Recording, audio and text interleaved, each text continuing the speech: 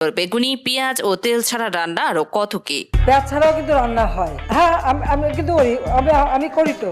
মাংসের পরিবর্তে এখন কাঁঠালের কাবাব হয়, কাঁঠালের বার্গার হয়। মিষ্টি কুমড়া দিয়েও খুব ভালো বেগুনি বানানো যায়, সেভাবে আমরা করি। তবে এখানেই শেষ নয়, নির্বাচন নিয়েও হাসিনার আছে গুরুত্বপূর্ণ সব আবিষ্কার। বিশ্বের সব দেশে স্বচ্ছ আলোয় ভোট হলেও হাসিনার দেশে গণতান্ত্রিক ভোট হতো রাতের বেলায় নিরিবিলি এবং মনোমুগ্ধকর পরিবেশে।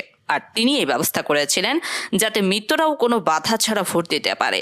তার আমলে দেশের লাখ লাখ মৃত মানুষ ভোটাধিকার ফিরে পেয়েছিল।